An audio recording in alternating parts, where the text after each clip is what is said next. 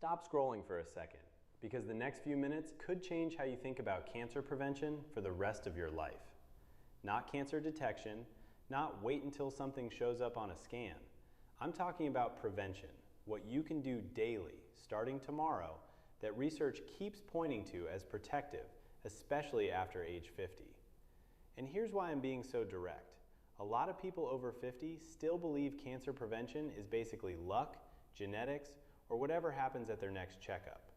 Meanwhile, the science has been building a different story for years, one most people never hear in plain language because it doesn't come in a prescription bottle and it doesn't fit into a 7-minute appointment. So today I'm going to give you a simple, ranked list, 5 daily habits that show up again and again in major health research as being associated with lower cancer risk and better long-term outcomes.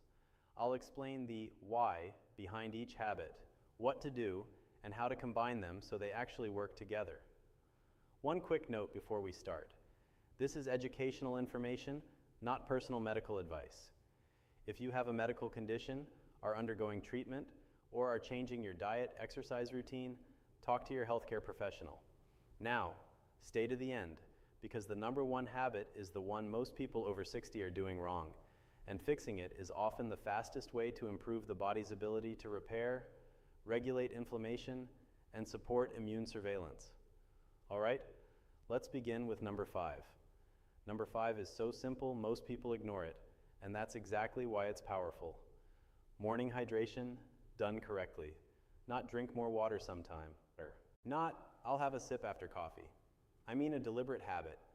Drink a full glass of water early before you start stacking stress on your body. Here's the problem for older adults. As we age, our sense of thirst often becomes less reliable. People can run mildly dehydrated and not feel it the way they did at 25. And chronic mild dehydration can quietly affect multiple systems that matter for long-term health: circulation, digestion, kidney function, and the lymphatic system. Your lymphatic system is one of the body's cleanup highways. It helps move immune cells, transport waste products, and support normal tissue maintenance.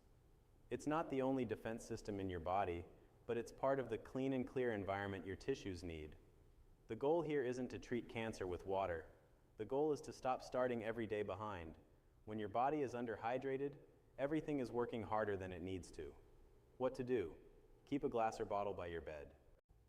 When you wake up, drink.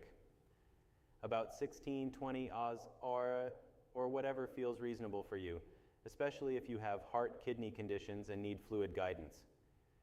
Do it before coffee, before breakfast, before your phone pulls you into stress. Optional. Add lemon if you like the taste. It's not magic, but if it helps you stay consistent, consistency wins. Synergy tip: pair morning hydration with 5 to 10 minutes of light movement. Even walking around the home, gentle stretching, or a short walk outside can support circulation and lymph flow. You're basically telling your body, wake up, turn the systems on. That's number 5. It's foundational. It's low effort, but it sets the conditions for the next steps to work better. Number 4 is about something many people still treat as optional, but research keeps linking to inflammation control and immune function. Your gut microbiome, supported by fermented foods. A growing body of research connects gut health to inflammation levels, metabolic health, and immune signaling. And chronic low-grade inflammation is one of the conditions that can contribute to disease processes over time, including cancer risk pathways. As we age, gut diversity often declines. Many people over 50 have less microbial diversity than they did earlier in life, especially after repeated antibiotic use, highly processed diets, or long periods of stress and poor sleep. Fermented foods can support gut diversity by introducing beneficial microbes and helping the gut environment function better, especially when paired with fiber. Examples of fermented foods: plain yogurt with live cultures, kefir, kimchi, sauerkraut, unpasteurized, miso, tempeh. Important detail: pasteurized fermented foods often don't contain live cultures because heat kills them. If you want the probiotic benefit, look for live active cultures or refrigerated options. What to do? Aim for 1 serving a day. To start, If you're not used to fermented foods, go slow. Some people feel bloated initially. Start small and build up. Synergy tip, pair fermented foods with how prebiotic foods. The kinds of fibers that feed beneficial bacteria, garlic, onions, leeks, beans and lentils, if tolerated, oats, slightly underripe bananas, asparagus. The combination matters. Fermented foods introduce helpful microbes. Fiber helps them thrive. This isn't a trendy wellness trick. It's one of the more consistent patterns showing up in modern nutrition research. Gut diversity and fiber-rich eating patterns correlate with better long-term health markers. Number 3 is where we move from what you consume to what your body does with energy. Daily walking, done with enough intention to change your metabolism. Most people hear walk more and think it's trivial. It's not. Walking is one of the most accessible ways to improve glucose regulation, reduce inflammation, support circulation, and maintain muscle and mitochondrial function as we age. And this matters because cancer cells often behave differently metabolically than healthy cells. You don't need to become a biochemist to use the practical takeaway. Improving metabolic health tends to reduce the internal conditions that allow disease processes to thrive. What kind of walking matters most? Not a stroll from the couch to the mailbox. A practical target many studies support for overall health is 30-45 minutes of moderate walking. Most days of the week. Moderate means you can still talk in full sentences, but you'd have trouble singing. Your breathing is noticeably elevated. You feel warm, but not exhausted. If you can do it earlier in the day, many people find it improves sleep later, which ties directly into number 1. If you can do it outside in natural light, even better. Synergy tip. Morning light exposure helps regulate circadian rhythm. Circadian rhythm influences hormone timing, immune regulation, and sleep architecture. So walking outside in the morning isn't just steps, it's timing information for your entire body. And if you're thinking, I'm older, I can't do that, then start with 10 minutes, then 15, then 20. The habit is the medicine. Intensity can be adjusted. Number 2 is one of the most compelling nutrition mechanisms discussed in prevention research. Cruciferous vegetables, especially when prepared in a way that preserves their most studied protective compounds. Cruciferous vegetables include broccoli, Brussels sprouts, cabbage, cauliflower, kale, arugula, bok choy, broccoli sprouts. These foods contain compounds that, when activated and absorbed, are associated with supporting the body's detoxification pathways and cellular defense systems. One of the best known is sulforaphane, often discussed in relation to broccoli sprouts, which has been studied for its role in activating protective gene pathways. Now here's the part most people get wrong: preparation. Some of the beneficial compounds are created when the vegetable is chopped or chewed because an enzyme reaction is triggered. Overcooking can reduce that enzyme activity. That doesn't mean cooked vegetables are bad. It means if your goal is to maximize certain compounds, you need a better approach than boiling them to death. What to do? If you eat broccoli or similar vegetables, consider my light steaming rather than heavy boiling. A common tip: chop them and let them sit for a bit before cooking to allow enzymatic reactions to occur. If you can tolerate them, broccoli sprouts are often used by people who want a concentrated option. Start small. Sprouts can be strong for some stomachs.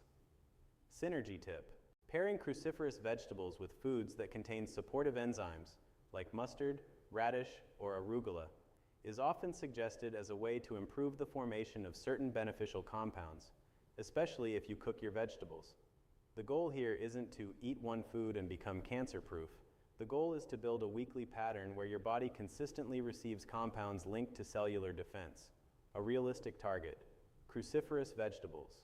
Most days, even if in smaller amounts. Number 1 is the habit people underestimate the most, and it's the one that silently decides whether your immune system is sharp or sluggish. Sleep. Real sleep. Structured sleep.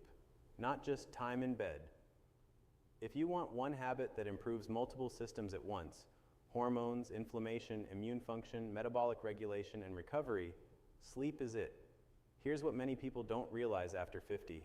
Sleep changes. The body produces less melatonin naturally. Sleep becomes lighter. Night waking becomes more common. stress hits harder, and people start normalizing broken sleep as just aging. But disrupted sleep isn't neutral.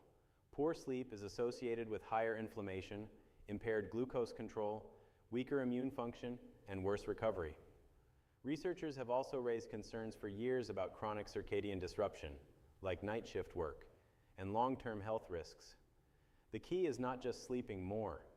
The key is protecting sleep architecture, the depth and consistency of sleep cycles. What to do, non-negotiables that actually work for many people. 1. Consistent sleep and wake time.